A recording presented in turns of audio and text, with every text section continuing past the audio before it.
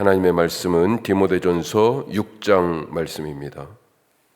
오늘 말씀은 에베소 교회를 목회하고 있는 디모데에게 주시는 바울의 실질적인 그런 조언들입니다. 크게 우리가 두 가지로만 살펴보면요. 첫 번째, 복음 전파에 유익이 되게 하라. 우리의 삶이, 우리의 결정이, 우리의 선택이 복음 전파에 유익이 되게 하라 하십니다. 자, 1, 2절 말씀을 먼저 놓고 보면 1, 2절 말씀은 종들에게 주는 권면이죠. 자, 그런데 이 말씀은 당시의 상황과 문맥을 고려하지 않고 성경을 읽는 문자적인 성경 읽기, 성경을 우리가 보는 관점, 이해하고 읽는 그런 다양한 방법들이 있는데 그 중에 어떻게 보면 가장 기본적인 것인데 문자적 성경 읽기, 글자 그대로 문자적 성경 읽기의 위험성을 보여주는 예가 될 수 있다라고 하는 것입니다. 자, 과거에 어떤 사람들은 이 말씀을 문자적으로 그대로 읽어가지고 어떻게 적용했냐? 노예 제도를 옹호했어요. 봐라, 성경에도 종과 상전이 나오지 않냐? 그걸 어떻게 깨부수라고 얘기한 게 있냐? 여기 지금 이렇게 말하고 있는데, 하지만 그리스도의 법 아래에 있는 사람들에게, 그러니까 예수 믿는 그리스도인들에게 대한 바울의 기본적인 생각은 그렇지 않습니다. 자, 갈라디아서 3장 말씀인데 갈라디아서 3장 27, 28절에 이렇게 돼 있어요. 누구든지 그리스도와 합하기 위하여 세례를 받은 자는 그리스도로 옷 입었느니라. 누구든지 세례받고 예수 믿으면 그리스도로 옷 입었다. 자, 이어진 말씀이 너희는 유대인이나 헬라인이나 종이나 자유인이나 남자나 여자나 다 그리스도 예수 안에서 하나이니라. 남자나 여자나. 당신은 남녀, 당시가 뭐예요? 20세기 초중반까지만 해도 남녀의, 지금도 그런 부분들을 갖다가 극복하려고 여성 할당제 이런 걸 얘기하기도 하잖아요. 남녀, 종이나 자유인, 유대인이나 헬라인 구별 없이 그리스도 예수 안에서 하나다라고 말합니다. 그리스도의 법은 종과 상전의 구분을 철폐합니다. 우리가 알다시피 조선의 복음이 전해질 때 봉건제 국가, 신분제 사회였습니다. 그래서 복음이 제시하는 평등의 가치에 사람들이 열광했어요. 사회에서는 종과 상전이었지만 교회 안에서는 높고 낮음이 없이 모두 하나님의 자녀로 형제, 자매로 서로를 부르며 그렇게 가르쳤잖아요. 그리고 기독교 신앙은 점차 사회 변화의, 사회 개혁의 미랄이 되었습니다. 사회가 기독교를 변화시킨 것이 아니라 기독교 신앙이 세상을, 사회를 바꿔나가기 시작한 거예요. 변화를 생각해 보면 때로는 급격하고 혁명적이다라고 할 수 있는 그런 변화도 있지만 많은 경우 아무도 알지 못하는 사이에 그 밤 사이에 자루 속에 있는 반죽 전체를 부풀게 한 누룩같이, 누룩이 무슨 일하는 소리가 들려요? 하지만 밤새도록 이 반죽이 통째로 다 부풀어 버렸어요. 그렇게 알지 못하는 사이에 세상이 바뀌는 그런 방법의 변화들이 기독교 신앙을 통하여 세상 가운데 나타났다. 따라서 종과 상전에 대한 오늘 말씀을 계급과 신분을 인정하는 말씀이다. 이렇게 읽는 것은 오독입니다. 종과 상전에 대한 오늘의 말씀, 그것을 자기 중심적으로 받아들이고 자기 이익에 따라 성경을 읽는다면 그건 자기 중심적 성경 읽기예요. 자, 이런 읽기를, 문자적으로 읽기를 잘못 적용하면 특히 로마서 13장 같은 경우 이렇게 돼 있죠. 로마서 13장 1절이 시작할 때 권세에 대한, 세상 권세에 대한 이런 말이 있습니다. 위에 있는 권세들에게 복종하라. 권세는 하나님에게서 났고 모든 권세는 하나님이 정하신 바다. 이때가 지금 로마서고 로마 교회에 있는 로마에 있는 교회에 편지를 쓴 거잖아요. 로마 황제가 다스리고 있고 어떤 도시보다 황제 숭배가 절정에 달해 있는 도시가 바로 로마 아니에요? 이 황제들로부터 그리스도인들이 핍박받았잖아요. 그런데도 위에 있는 권세들에게 복종하라? 이 말씀 잘 읽어야 되죠. 이걸 그대로 그냥 봐라. 문자에 지금 이렇게 성경이 돼 있잖아. 그러면서 독재나 부당한 정치 권력을 옹호하고 하는데 이 말씀이 되기도 하고 그랬다 하는 것입니다. 자, 이런 맥락의 성경 읽기가 또 여자는 교회에서 잠잠하라. 이런데 또 문자적으로 그대로 받아들여서 자기들의 기득권을 강화하고 누군가의 권리를 제한하는 그런 일에 이 부당한 성경 읽기를 사용하고 있는 그런 경우들이 지금도 있다 하는 것입니다. 자, 이런 점을 염두에 두고 1절 말씀 다시 보겠습니다. 자, 1절 어떻게 되어 있습니까? 무릇 멍에 아래에 있는 종들은 자기 상전들을 범사에 마땅히 공경할 자로 알지니 이는 하나님의 이름과 교훈으로 비방을 받지 않게 하려 함이라. 그리스도인 종들이 상전들을 공경할 이유 뭐라고 말하고 있습니까? 하나님의 이름과 교훈이 비방을 받지 않게 하려고.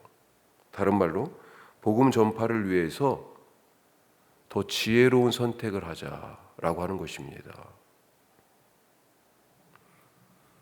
또 2절 말씀에 보면 다른 이유가 나오는데 주인도 함께 예수를 믿는 경우예요. 보니까 그가 그리스도 안에서 형제이기 때문에 가볍게 여기지 말고 더 잘 섬겨야 하지 않겠냐라고 하는 겁니다. 그가 주인이어서가 아니라 그리스도 안에서 형제이기 때문에 주님께 하듯 더 잘 섬겨야 된다. 설령 그가 믿지 않는 사람이라도 주님이 죄인들을 향하여서 어떤 모습을 가졌어요? 그렇죠? 그런 마음으로 그런 태도로 행해야 되는 것이지 그가 주인이어서 나는 종이어서 이것이 영원히 고착된 관계이어서가 아니라 내가 그리스도 예수님을 믿고 주님을 따르는 사람이기 때문에 주님처럼 살아라 라고 하는 그런 말씀입니다. 자, 이 두 번째 경건에 대한 말씀이에요. 경건이 가장 큰 이익이다. 경건이 이익이다. 자, 3절부터 특별히 10절까지는 키워드가 경건이라고 볼 수 있습니다. 자, 3절 말씀 다시 같이 한번 읽어보죠. 3절 누구든지 다른 교훈을 하며 바른 말 곧 우리 주 예수 그리스도의 말씀과 경건에 관한 교훈을 따르지 아니하면. 경건을 뭐라고 정의할 수 있을까? 그리스도의 말씀과 경건에 관한 교훈 이렇게 되어 있잖아요. 그리스도의 말씀은 내용이고 경건은 삶이다. 이렇게 생각해 볼 수 있지 않을까 합니다. 그러니까 경건을 다른 말로 하면 사는데 뭘 내용으로 살아요? 그리스도의 말씀을 내용으로 살아가는 삶. 다시 말하면 그리스도의 말씀을 따르는 삶이라고 볼 수 있습니다. 자, 그래서 경건은 그리스도의 말씀이 있어야 돼. 그렇죠?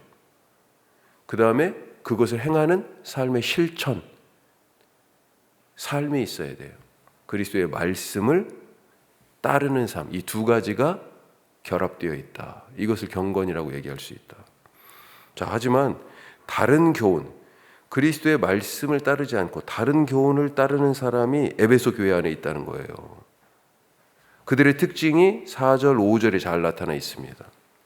자, 4절 앞부분만 보면요, 아주 대표적인 특징이 나타나 있는데 그는 교만하여 아무것도 알지 못하고 변론과 언쟁을 좋아한다. 그렇게 돼 있습니다. 기본적 바탕이 뭐예요? 베이스가 교만이에요. 교만. 우리가 창세기 죄가 처음 들어올 때도 알지만 교만이 제일 근본적이고 뿌리다. 내가 이 선악을 알게 하는 나무의 열매를 먹으면 내 눈이 밝아져 하나님처럼 돼요. 이렇게 되잖아요. 그래서 선악을 알게 될 것이다. 그 다음에 하나님의 말씀을 어기는, 약속을 깨뜨리는 불순종이 따라오죠. 교만, 그 다음에 따라오는 게 불순종, 이렇게 돼 있어요. 자, 이 사람들도요, 교만이 그 바탕에 깔려 있습니다. 이것이 1장에서부터 이 디모데 전서를 시작할 때 1장에서부터 사실 계속되는 얘기예요. 이런 사람이 교만을 딱 바탕에 깔고 뭐 합니까? 신하와 끝없는 족보에 집착하고 알지도 못하면서 아는 척 율법 선생 노릇하려고 하고 자기들의 그렇게 잡지식을 막 자랑하면서 공동체 안에 쓸데없는 논쟁을 촉발해요. 교회를 시끄럽게 해요. 이게 뭐예요? 교만해서 야 나는 다 알아 그거. 나보다 율법 더 잘 아는 사람들이 있어? 그런 자랑질입니다. 이런 사람들이 인간관계가 제대로 될 리가 없죠. 그래서 4절 뒤쪽에 보면 어떤 상황이 벌어져요? 투기와 분쟁, 비방. 자, 말씀도 잘 아는 것 같고 누구보다도 경건해 보이는데 종교적인 행위가 있으니까.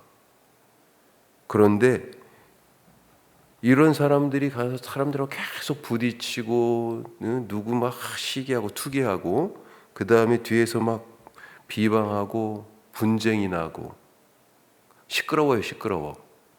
그런 이유는 뭘까요? 5절 뒷부분에 보십시오. 자, 5절 뒷부분에 보면 경건을 이익의 방도로 생각하는 자들, 그것 때문에 다툼이 일어난다 그렇게 되어 있습니다. 자기 이익을 위해 신앙생활하는 것입니다. 자, 어떤 이익인지 10절에 가면 직설적으로 그것을 폭로합니다. 10절 우리 10절 같이 합시다. 돈을 사랑함이 일만하게 뿌리가 되나니 이것을 탐내는 자들은 미혹을 받아 믿음에서 떠나 많은 근심으로써 자기를 찔렀도다. 돈 때문이라고 돼 있네요.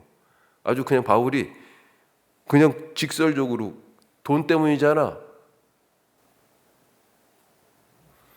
어떤 방식으로 구체적으로 교회 생활을 통해 자기 이익을 챙겼는지 정확하게 나와 있지는 않지만 물질적인 이익과 탐심을 경건의 모습으로 위장하고 있습니다. 하나님이 기뻐하시는 경건, 그리스도의 말씀을 따르는 삶과 자기 이익을 위하여 신앙생활, 종교생활을 하고 있는 사람들을 지금 대비해서 나타내 보여주고 있어요. 이들의 이 교회 생활은 그리스도의 말씀을 따르는 경건이 목적이 아닙니다. 그래서 그리스도의 말씀도 안중에 없고 그것을 따라서 얻게 되는 그런 삶의 결과들도 별로 중요하지 않아요. 지금 당장 눈앞에 경제적 이익, 이게 목적이에요. 하지만 겉으로 보여지는 건 뭐예요? 종교 행위니까 신앙이 좋은 것처럼 보인다라고 하는 것이죠. 자기에게 손해가 되면 언제라도 이것들 다 버릴 사람들입니다. 하나라도 더 갖겠다는 탐심을 경건으로 위장한 거예요. 자, 이에 반해서 바울은 진짜 큰 이익은 뭐냐? 경건이다 라고 가르쳐주고 있습니다. 자, 6절 말씀 보십시오. 6절 그러나 자족하는 마음이 있으면 경건은 큰 이익이 되느니라. 돈을 목적으로 경건을 수단으로 삼지 말고 경건 자체가 삶을 이끌도록 하라라고 하는 것입니다. 그리스도의 말씀을 따르는 경건이 목적이니까 가진 것에 연연하지 않고 탐심을 버리고 자족하는 마음으로 산다. 자, 경건하게 사는 것은 부유하거나 가난하게 사는 것과 사실은 관계가 없습니다. 경건하면서도 부유할 수 있고 경건하면서도 가난할 수 있는 거죠. 원하는 것을 얻기 위해 무엇보다도 물질적인 축복을 목적으로 신앙생활하지 말고 우리의 신앙생활 목적이 뭐예요? 그리스도의 말씀을 따르는 경건을 목적으로 삼고 살라. 그가 땅에서 얻을 어떤 조그마한 이익이 아니라 영원한 하나님 나라에서 큰 이익, 뭐예요?